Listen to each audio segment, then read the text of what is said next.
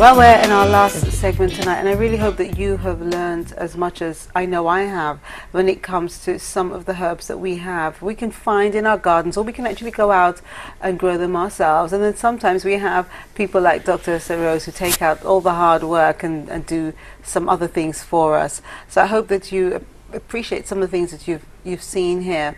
I want to also talk about some of the common ailments and illnesses that we have, that people sometimes say, well, oh, I'm not going to use herbs. Herbs can't help me. So, for example, cancer. We have a lot of people in St. Lucia suffering with it. How can herbs help cancer, if at all? Yeah, herbs can help, but depends on the stage of the cancer and the type of the cancer. And sometimes it's part of what we call integration. So you would use it as a complement rather than the treatment per se. I've heard about Vitatox. Yes. Is that one of those? Those are one of the things I've heard help. Yeah, it's a scorpion venom out of Cuba. It's drops you put under the tongue. So it helps in shrinking the tumor size. It's anti-inflammatory and also helps the immune system. So Vitatox, yes, can help. Does that depend on the stage? Well, it can help at any stage, but in terms of cure, you know, if it's too far gone, at least it will, you know, delay the end.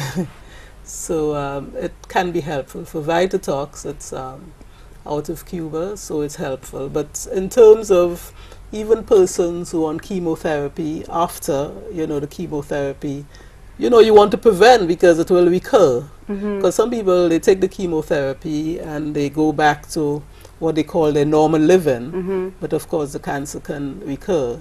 So our herbs can work in terms of prevention. And for example, the chemotherapy will do so much damage to the liver.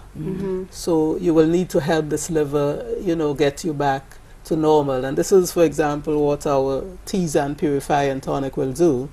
Because the chemotherapeutic drugs, you know, they are a problem in terms of the metabolites and toxicity in the body. So detoxing is good not just for cancer patients in between treatments, but for persons generally. So anybody who has high blood pressure, diabetes, anything at all, prevention always better than cure. So taking the Tisane Purify and Tonic, I recommend 4 bottles. Take a break of 3 months, do it again for an adult. And even the children from age 2, nowadays unfortunately the children eat so much junk. So from age 2 you can give them a teaspoon twice a day, just 1 bottle, and after a break of 3 months do it again, and keep doing it, because you know this is what keeping healthy is about, because you know the toxins, the preservatives, the environmental pollution, you get it from all sources, even our personal care products I spoke about. So in detoxing you eliminate those from the body and preventing so many illnesses, arthritis, eczemas, cancer is the big one now. And if persons, you know, detox regularly, proper nutrition, not forgetting the emotional aspect and, you know, the positive thinking that comes as part of the package of keeping healthy. Very important. Yes, very much. So what would you say is the most common ailment or herb people ask you about? Well, a lot of people are using the turmeric. Right. Yeah, so a lot of people are using turmeric. They take it as tea, and some just want to take the capsules to be sure of the amount. A lot are taking the neem now. So the neem, in terms of helping the men with enlarged prostate, it also helps high blood pressure, diabetes, help the immune system. So neem is another herb I've introduced to persons because it has been used out in India for centuries. But, you know, I brought it to the awareness of St. Lucians, and of course the moringa is the latest one, you know, being good for nutrition. So the moringa for nutrition and cleansing, the neem, you know, for the prostate, diabetes, high blood pressure, and the general Tisane Purify and Tonic. Wow, wow. I've learned a lot today.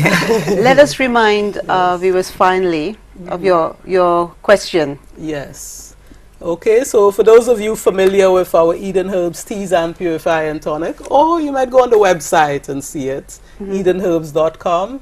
There are 10 herbs that, I've put together to give you a thorough detox and cleansing. If you name 2 of those, you get a course of 4 bottles, which is what is recommended for an adult. I am jealous. And I know, that's why I'm taking these 4 to show everybody. These are the 4, they're right here. And if you don't want any of the alcohol, you can ask me to exchange it for the glycerine. And if you want to exchange the glycerine, So let's say that question one more time. Yeah, if you name 2 of the herbs in the tisane or purifying tonic, just name 2 out of the 10 herbs, and that's your 4 bottles. Are yours. And that's your months. 20 days is the course. Yes, your course. Yes. All right, and remind them what it's going to do for them. For those people who came in late, what are the benefits? Yeah, so because the 10 herbs are well formulated to help to get rid of waste and toxins, it won't purge you, but it will help restore the bowel function. It also will help your respiratory system, also your liver, kidneys, skin, joints. So it's formulated to address the whole body in terms of removing waste and toxins. What herb can you take to make someone who's miserable happy? I know, because sometimes some people are just so moody or sometime-ish. You just don't know when to approach them. I'd like to, when you're thinking of giving them birthday presents and stuff, just give them get a transition and knock them out. There must be a happy herb. Tell us something that's, what gives them a kick. Hello, you don't want me to stay. No, I must admit there are lots of miserable people walking around. Yeah, you can. I mean, so you could give them a happy pill. Show them love. You could give them a happy pill or knock them out. Yeah, there must be some kind of, apart from to try and. But you know what? You can feel better, or your mood can change if you are living a healthy lifestyle. If you do your exercise, if you eat the right foods, if you have your, I mean, my grandmother used to make me noisette. Oh yes, my mom still does it too. And the bay leaves and the cinnamon. Oh yes, bay leaf. Bay leaf. We use that a lot. What they call it in is it boisden? Boisden. That's the bay. And when people say to me bay leaf, I'm thinking bay or boisden. But even in England, when people say bailiff to me, I say, no, that's not bailiff, that's boisden. And they kind of look at me. So our grandmothers, they knew what they were talking about. Maybe they would not have been able to explain in detail, but they knew what was good for us, and even though it tasted yuck. And that's one last question I have for you. Is it true that if for something to work, it has to taste horrible? No. Yes, you always hear that. They say that all the horrible tasting thing is good for your body. Yes, not necessarily. Well, the bitter herbs, help to stimulate the liver. It helps the liver, which is the big organ that really needs a lot of help. But, for example, putting the glycerine in the herbs, because it's 10 times sweeter than sugar, though sugar-free, it helps the taste. So I take taste into consideration. Those of alcohol, I put brown sugar. Brown sugar is okay. That's why with diabetics, if they're not well controlled, they take the glycerine products, which are sugar-free. But I make them taste good. That's nice. Doctor, I want to thank you for coming here tonight and showing us everything that you have here, and for your very generous giveaway. I'm very, very jealous of that. Look, you see, even Mary would like it. But Mary, you can be part of this too. You know the question. You can. Okay. So I want to thank both of you for being here, and thank you. And keep remaining on that healthy road and encouraging others to join you with that. So thank you both for being here. Thank you so much for having me again. Lovely. Thank you. If you would like to watch this program again and all of DBS's live shows, visit dbstvstlucia.com. And don't forget to join us on Facebook, the Law Factor Live TV show.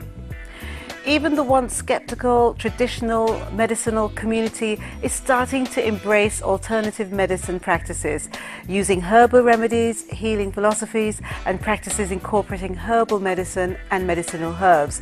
Today, herbs are still the alternative medicine and primary source of healthcare for 80% of the world.